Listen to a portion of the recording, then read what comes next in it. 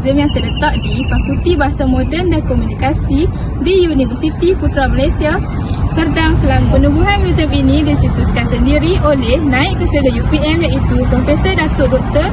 Muhammad Fauzi bin Ramlan. Penubuhan muzium ini secara tidak langsung menjadi sebuah institusi pengajian tidak formal yang dapat memberikan pendidikan kepada orang ramai. Muzium ini telah menerima ramai pengunjung kira-kira dalam 25,000 orang yang terdiri pada pengunjung tempatan dan pengunjung luar negara pada Disember 2014. Lokasi muzium ini juga dikatakan strategik kerana ia berada di laluan utama menghala ke pusat akademik kampus yang mampu menarik perhatian pengunjung dari luar. Kepelbagaian pameran luar dan pameran dalam di Muzium Warisan Melayu ini bukti bahawa pihak UPM cuba untuk mengekalkan keunikan warisan-warisan tradisional Melayu dalam mempamerkan semangat patriotisme kepada negara. Sepanjang melakukan kajian ini, terbuktilah Muzium Warisan Melayu ini menjadi salah satu lambang patriotisme kepada negara. Banyak ilmu pengetahuan yang telah saya dapati apabila melawati Muzium Warisan Melayu ini. Saya dan ahli-ahli kumpulan terpegum melihat keindahan dan keunikan pameran luar maupun pameran dalam yang menjadi lambang patriotisme dalam diri. Sebagaimana yang anda dapat lihat, saya sekarang berada di rumah pertama yang dipindahkan ke Muzium Warisan Melayu. Rumah ini asalnya adalah milik Datuk Raja Diwangsa Muhammad Yunus bin Jaafar, salah seorang orang empat Istana Seri Menanti Negeri Sembilan. Lokasi asalnya adalah di Kampung Merual, Seri Meranti dan berusia kira-kira 82 tahun. Rumah ini terletak di atas bukit sederhana tinggi dan menghadap sawah padi yang terbentang luas suatu ketika dahulu. Seterusnya, kita beralih kepada rumah perak. Rumah berusia kira-kira 116 tahun ini adalah rumah seorang pendekar terkenal di kampung Pendiat Botol Kanan Perak, iaitu Allahyarham Udanuh bin Kanda Jaafar. Rumah tradisional Melayu Perak jenis ini juga dikenali sebagai rumah kutai, dan ia hanya terdapat di sepanjang lembangan Sungai Perak di bahagian Perak Tengah dari Kuala Kangsar hingga ke Parit. Pada pendapat saya, dengan melawat muzium ini, saya dapat mengetahui serba sedikit tentang sejarah yang sebelum ini saya tidak tahu tentang kewujudannya. Dengan adanya pameran rumah tradisional bersejarah di muzium ini memberi peluang kepada setiap anggota masyarakat untuk menambah pengetahuan mereka khususnya tentang sejarah. Keadaan ini secara tidak langsung dapat memupuk semangat patriotisme terutama dalam kalangan generasi muda. Seterusnya ialah Rumah Tradisional Melayu Terengganu atau lebih dikenali sebagai Rumah Bujang Berselasa. Rumah yang dipindahkan dari Kampung Tanjung, Kuala Terengganu ini dipercayai telah berusia kira-kira 200 tahun dan merupakan milik asal seorang juragan kapal iaitu Allahyarham Hang Wan Muda bin Wan Hassan. Akibat penempatan pesat di Terengganu, pelaku penyusunan semula penempatan di sekitarnya terutama di kampung-kampung tradisional. Oleh itu, Muzium Warisan Melayu telah mendapatkan salah satu rumah tradisional Melayu Terengganu dan memindahkannya ke lokasi baharu di Universiti Putra Malaysia untuk tetapan ramai. Dikenali sebagai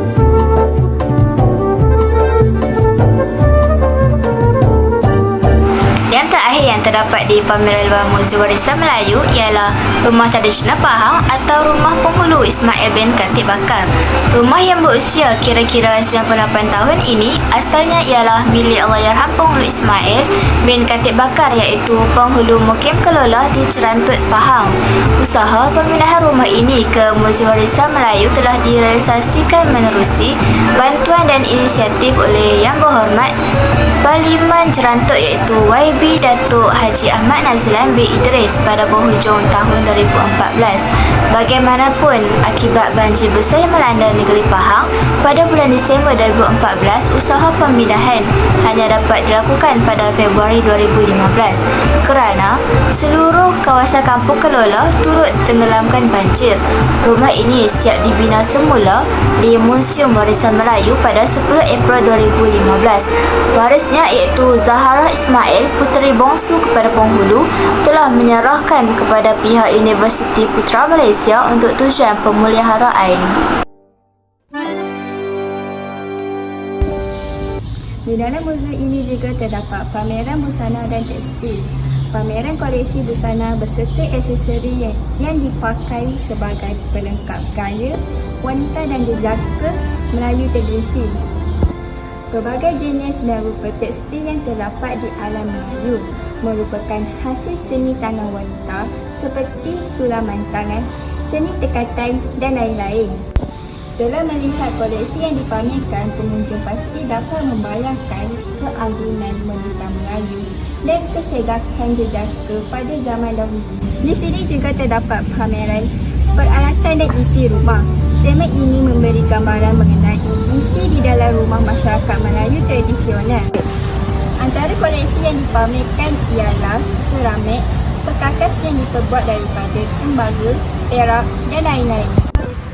Terdapat juga koleksi khas yang membayangkan kehebatan masyarakat dahulu seperti golek api. Golek api pernah mendatangkan kekaguman kepada pengembara barat sekitar abad 17 yang lalu. Hasil daripada tinjauan ke Muzium Warisan Melayu ini, saya dapat mengetahui betapa hebatnya orang zaman dahulu untuk menghasilkan busana yang cantik dan membuat peralatan isi rumah yang berkualiti.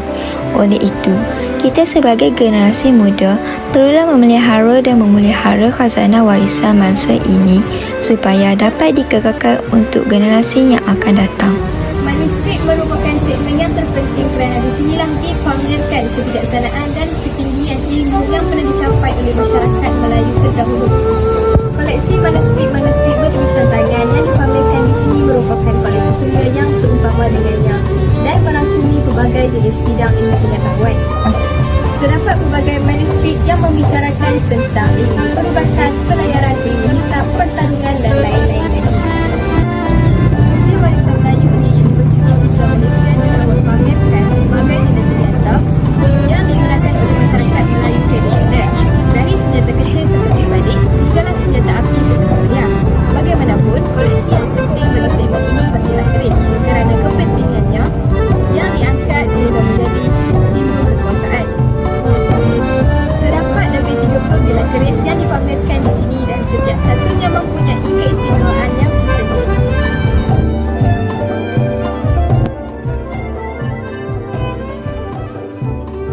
Saya akan menerangkan tentang sumbangan Muzium Warisan Melayu yang terbahagi kepada tiga, iaitu untuk negara, masyarakat dan individu. Antara sumbangan kepada negara adalah menjaga artifak-artifak Melayu lama serta dapat disimpan dengan baik dalam muzium tersebut. Malah, dengan adanya muzium yang menyimpan artifak lama ini dapat dipamerkan kepada pelancong-pelancong luar yang datang melancong ke sini serta dapat dipamerkan kepada mahasiswa di Universiti Putra Malaysia.